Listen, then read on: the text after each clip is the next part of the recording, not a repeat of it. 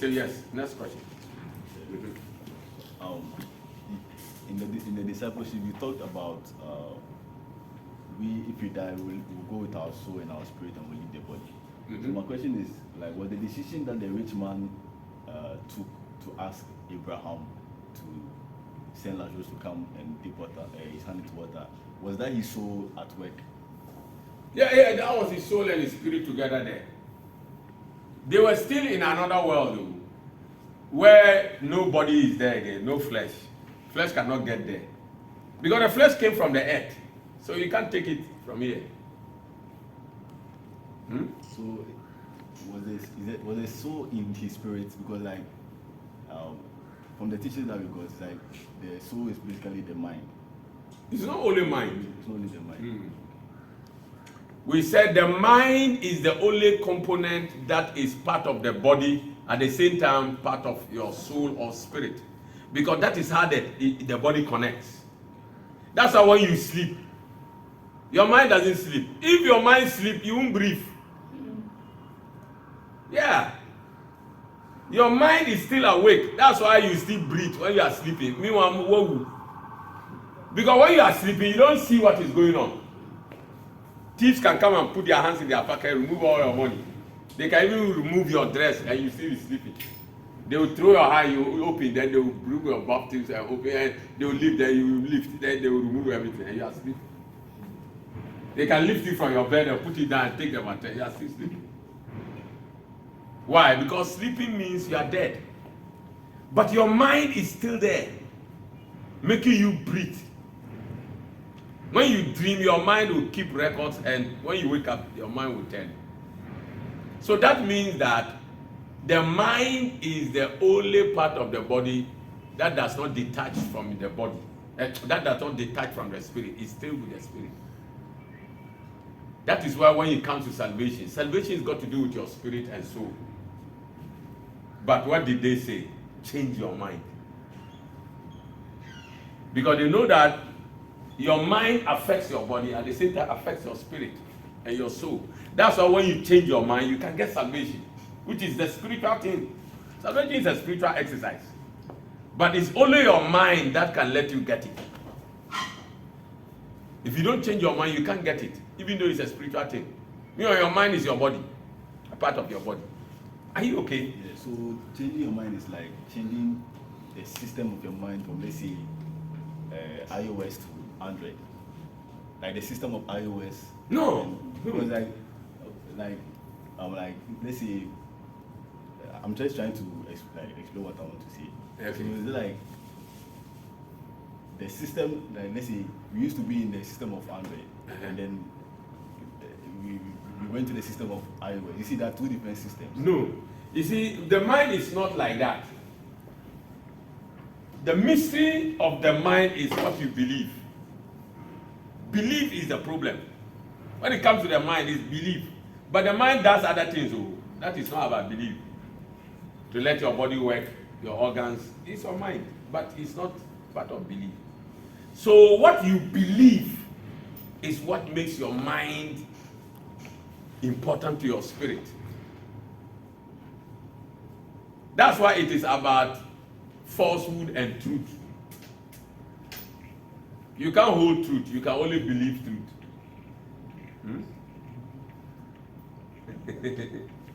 So thinking is the mind. So what is important about the mind to your spirit and your soul is belief.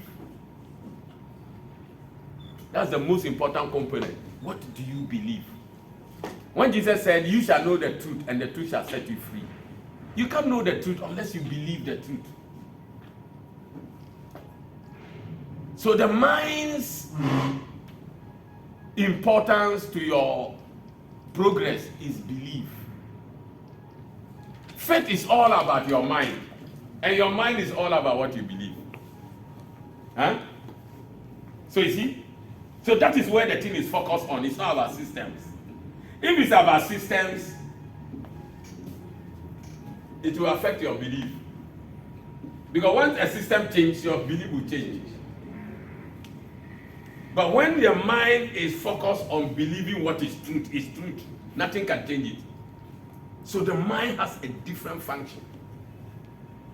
I'm happy you have asked this question. It has made me take you deeper into the mind, which I didn't talk about the mind deeper like that before.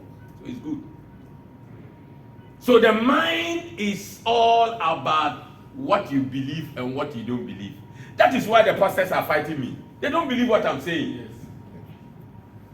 And some of them believe, so they welcome what I'm saying. So it is all about belief. The mind is all about belief. What do you believe and what do you do? What don't you believe? So it's all about the system. The system is there.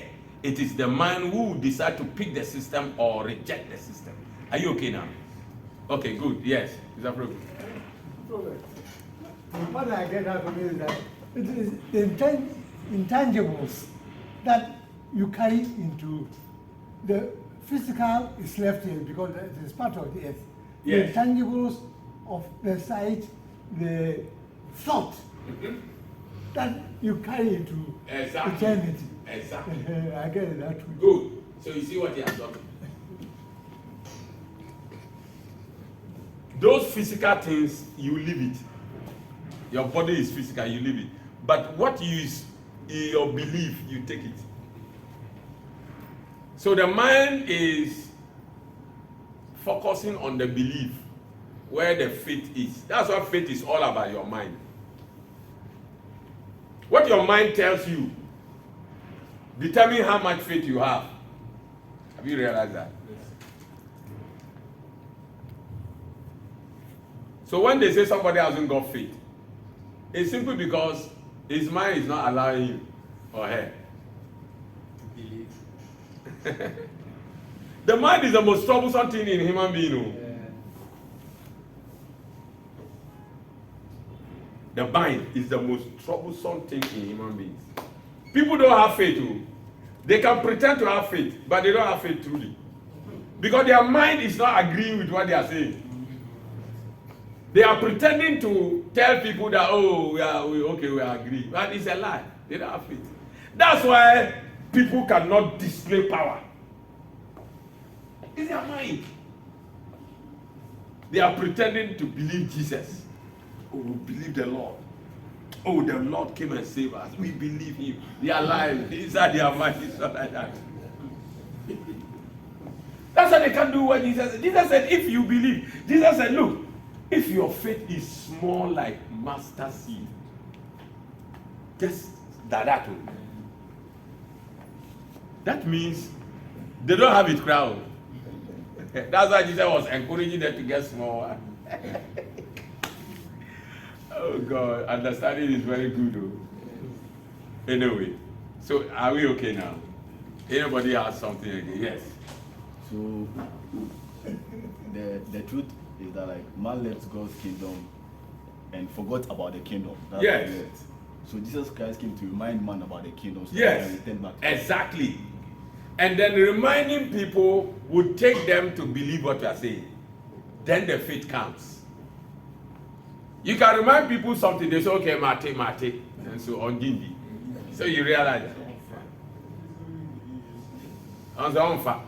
Mate, and so onfa. It is a nipa adwin amfa sema. Onyanyabi. Yes. So they just listen. Yes, no, not that they listen. You have to convince them so that their mind will believe what you are saying. When a human being's mind believes, success comes. That's why the devil is always busy working in your mind. Because he knows that if he gets your mind, he has finished you. Oh, people believe that, oh, nyami be sami yare, and so on yare sami yare. And then I've been a silly wine. The man at the poolside, 39 years, huh? Yeah. Jesus asked him, do you want to be healed? He said, that's why I'm here. But when the angels come and stir the water, no one is there to help me, to lift me into the water. When I'm struggling to come, somebody will come and push me. You see, that was his mind, though. He was telling Jesus. And he didn't know who Jesus was. So he assumed Jesus was another human being. He was telling him. Then the same Jesus said, okay, wake up and take your things and go home.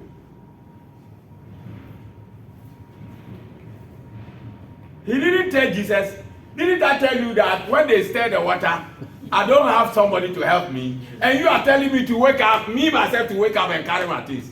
He didn't talk like that. He just obeyed. Why? He believed what Jesus said.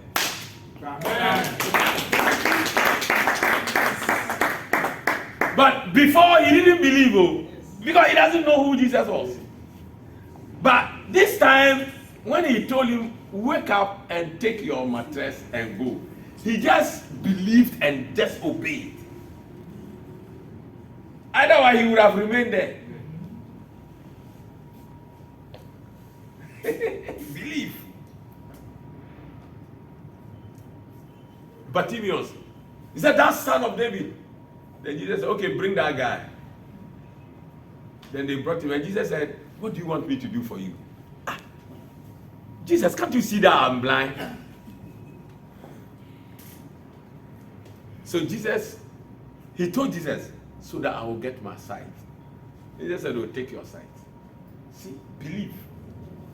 But there were other blind people who, they don't believe. So they kept their sight, their blindness. They don't believe. That place was for blind people to beg money for people passing. And Jesus passed there too. Only one blind man. He asked, what is this noise I'm hearing? They said, oh, Jesus Christ of Nazareth is passing. They asked, who is he? Then somebody said, he can let you see. And he believed. So he shouted, that son of David, have mercy on me. Then Jesus asked him, what do you want me to do for you? He said, so that I can see. Because somebody told him. And he believed. The other blind people, they didn't even bother whether some noise is going on. They didn't even hear what somebody was telling the other blind person. They too, they would have gone and collected their sight. But because they don't believe, they carry their blindness back home. Only one person was healed. Somebody will say, but why didn't Jesus heal the other people? No, he can't. He can't heal anybody. Jesus can never heal anybody unless that person believes. That is where the difficulty is when it comes to faith. You can be coming here up and down, you think you have faith, but you don't have nothing. That's why you are still at one place. When you have faith, every day your life changes. New things happen. Because your belief is what will be carrying you. Faith is all about belief. Oh, it's about belief. Faith is all about belief. What do you believe? He said, do you want to be healed? He said, didn't I tell you that nobody is there to stir the water? And when they stir the water, nobody is there to help me. Because the man was impotent. Only his head, he can't do anything. But the same man, they told him, okay, I have heard what you said. Wake up and collect your things and go. He didn't argue. Why? He just believed. And then it worked for him. And he got up. The same body that he couldn't get up. But the belief changed everything. So, your miracle is in your head. It's not coming from somewhere. It's just in your head. Your head, your belief is what will change everything. Amen.